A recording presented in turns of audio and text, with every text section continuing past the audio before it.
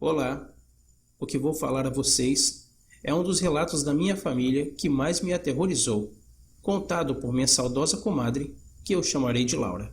Essa história, a qual foi verídica, mas com jeitão de lenda. Me recordo de ouvi-la pela primeira vez quando eu era criança, e em uma oportunidade quando ela estava acompanhada de outra testemunha, e eu pedi novamente para ambas me relatassem o ocorrido.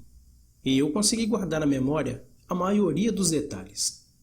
A outra moça, a amiga de Laura, que eu chamarei de Palmira, não gostava de tocar no assunto, e com muita insistência, me recordei do olhar lacrimoso e das palavras proferidas por ela. É mesmo. É aquele terço era da mamãe. Eu rezo todos os dias. Enfim, era notório que Palmira ficava totalmente pouco à vontade com o evento. Minha comadre morava na cidade de Cachoeira Paulista, em uma ladeira nas proximidades da antiga estação ferroviária. Já os caminhos de hoje estão repletos de tráfego 24 horas por dia, devido aos devotos que procuram a Canção Nova para rezar. Ah, sim, já ia me esquecendo. A Canção Nova é uma comunidade católica. Laura já era acostumada com os barulhos das locomotivas. Foi com surpresa que Laura começou a acordar certas noites da semana, sempre por volta das 2 da madrugada, com um barulho de cavalo que galopava e relinchava debaixo de sua janela. Estranhamente intrigada, ela começou a acordar o marido perguntando se ele também ouvia aquele cavalo, o que ele sempre falava para ela que ela voltasse a dormir porque era sonho. O que era de estranhar é que Laura era típica nona, que nunca tinha medo de nada, mas como ela mesma dizia, tinha algo de estranho naquele cavalgar. Era meio anormal. Como não era todas as noites, ela deixou para lá. Até que uma época de quaresma, o tal cavalo começou a acordá-la todas as noites, dando-lhe calafrios e, como sempre, o marido nunca o via, a não ser na última vez que aconteceu. Naquela madrugada, pelas palavras dela, seu marido acordou com o barulho do cavalgar misterioso. E arrepiado ele falou baixinho: Laura, Laura, psiu. Acorda, Laura.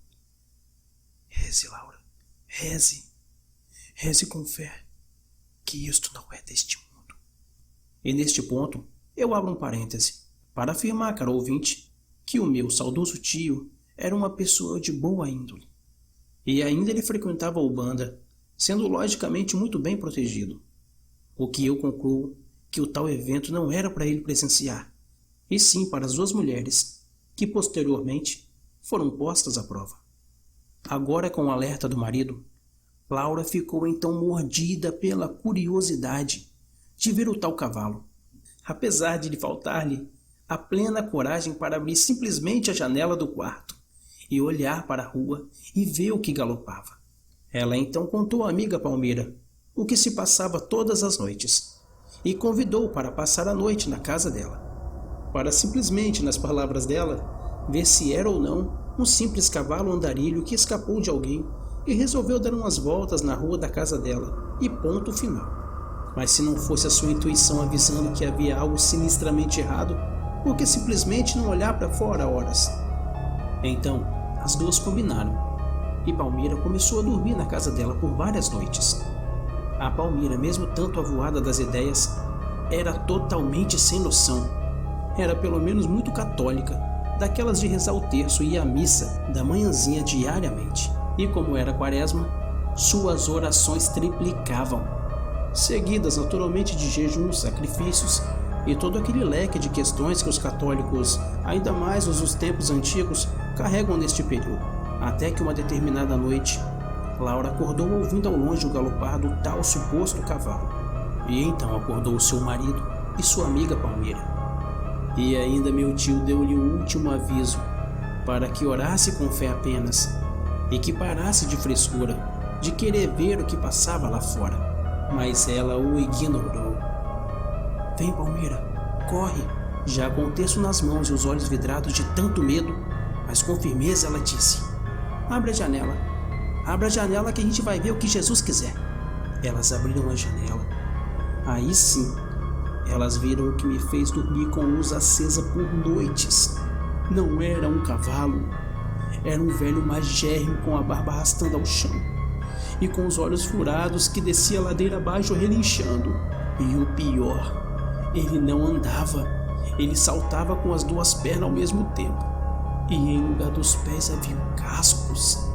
Quando as duas viram que o tal ser vinha descendo pelo meio da rua na direção da janela onde elas estavam, ela viu os braços do marido agarrarem a elas e falar com a tal criatura: que você, meu irmão, siga o seu caminho, em nome do Deus Altíssimo, e de Jesus que a todos acolhe em seu corpo. Siga seu caminho, siga em paz. E fechou a janela. Foi então que Laura viu que de tanto medo havia uma poça da sua própria urina. E cadê a coragem de sair na varanda para pegar um pano, um balde, um desinfetante para passar no chão, além de tomar um banho, já que o banheiro ficava também na varanda. E a Palmeira então, coitada, ficou até rezando um rosário atrás do outro de joelhos até o amanhecer. Minha comadre falava que o marido não chegou a ver o que tinha lá fora, pelo menos é o que ele dizia, que apenas viu que as duas estavam sofrendo um perrengue ao ouvir os gritos das duas, e no reflexo correu para acudir a mulher e a tonta da amiga. E além de tudo, a Laura ainda tomou o maior esculacho do seu marido, por não ter seguido seus conselhos de apenas orar, sem se deixar levar pela curiosidade leviana. Bem, depois disso, ela disse que nunca mais ouviu nada, pois missas, novenas e tudo mais o tal espírito recebeu das duas mulheres por semanas. Agora eu penso, o que seria tal aparição?